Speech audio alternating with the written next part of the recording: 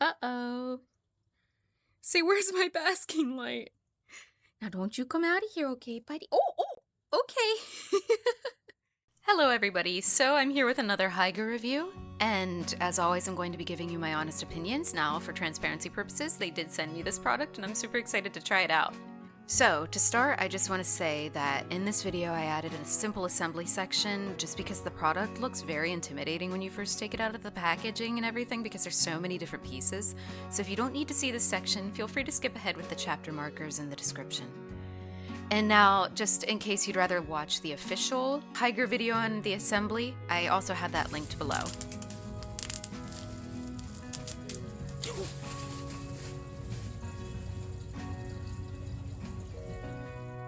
Alright, and now that I let water overflow, that I seem to do a lot lately, let's get on to the assembly. Alright, so first you're going to place the outlet nozzle in the plug.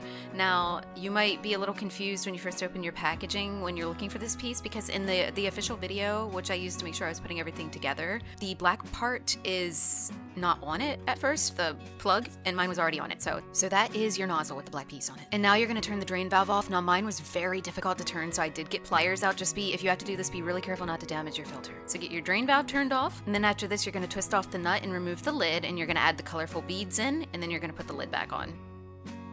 Why do these things make me hungry? Don't eat them. And the struggle is optional.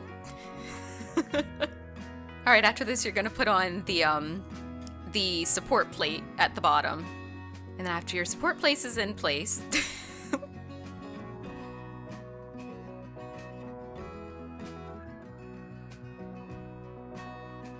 add the mounting clips onto the back.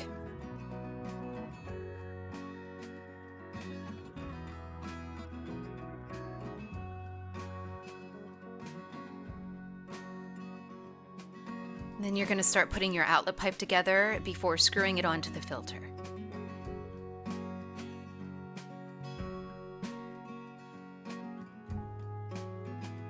Make sure this is nice and tight.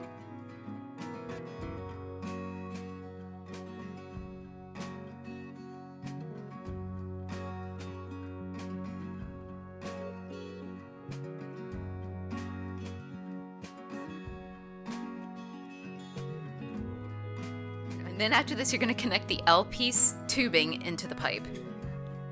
And it's nice and swivelly, so you can pick your direction. And then you're going to have the choice between the spray bar and the directional the directional spout here.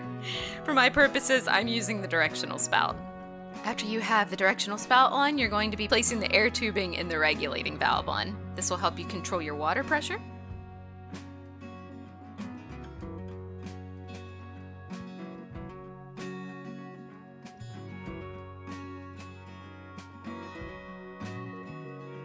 And after you get the other filter pipe assembled, you're going to take the lid off of your filter, and then you're going to begin assembling your media. Now for the purposes of this video, and I left it like this too, I am going to arrange my media exactly as the instructions say. I like to mess around with my filters and really change the media, but I liked how it was in this one, so I'm just letting this one go. So you're going to put your put two of the floss pads in the bottom filter, and then your ceramic balls into the other ones. And just make sure they're not too much that you can't get everything assembled back together. So don't put too many in that it keeps you from doing that. And then after that, you're going to put your lid on and add some water. And then now I have to take off my Aqua Clear, which is sadly busted. It was a nice filter. It got me through a lot of tanks. But does anybody else have this thing where they just like keep filters and all sorts of aquarium equipment thinking, oh, I'm gonna fix this, and then you just never do? So anyways, here I'm putting on the Hygger filter on this is a 40-gallon breeder, and now the brackets they didn't quite want to fit this. I had to pull them out the entire way, but I made it work. So like I said, it's a 40-gallon breeder, so the rim is a lot larger. I don't believe this filter is meant for tanks this big, but so far it's working really well for me, and it's on a turtle tank, so yeah. But I got it to work on this 40 breeder, so that gives you a little bit of wiggle room for how big the rim is on your tank with the mounting clips. Alright, so I'm just making some last minute adjustments before I take everything off of this tank, which it's got So this tank is really, it's a turtle tank. I had to get into it a lot because turtles are pretty dirty. So I had to get all of this off, and as you can see, I have pothos growing into this egg crate, so I should really move the pothos all to one section and split the egg crate in like 2 pieces so it's easier to get in here, but more on figuring out how to do at the top of this tank another time.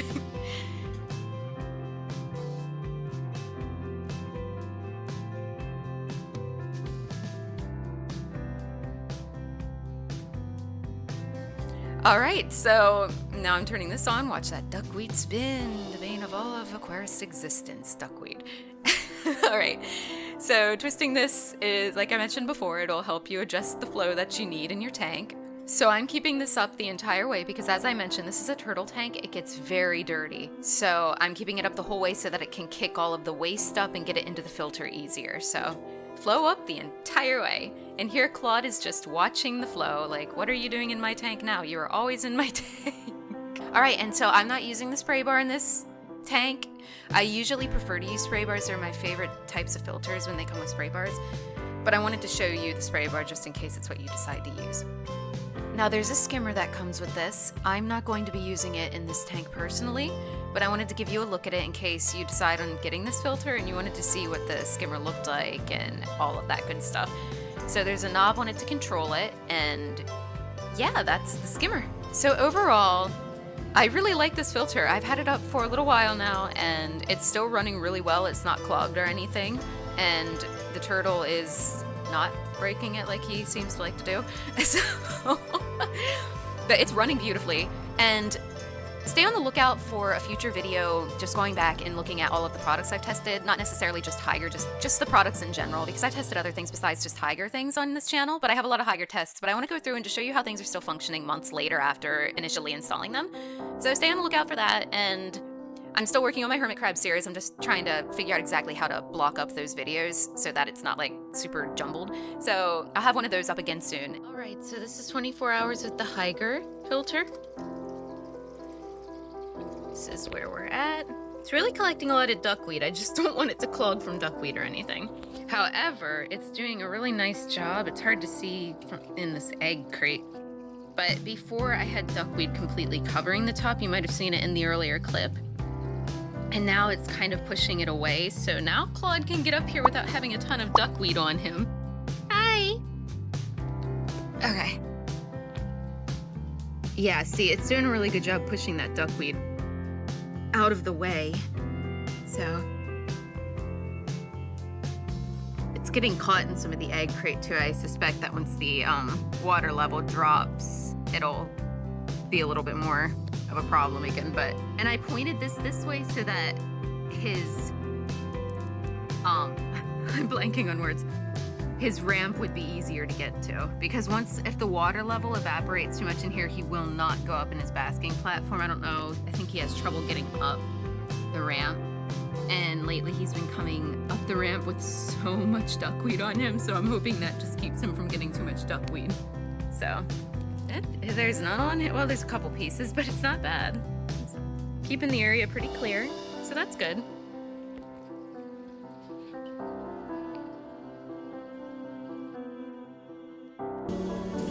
Brother,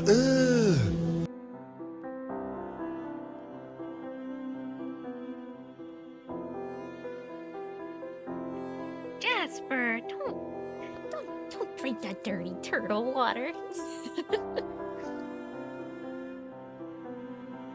You have anything to say for yourself? Oh, you did.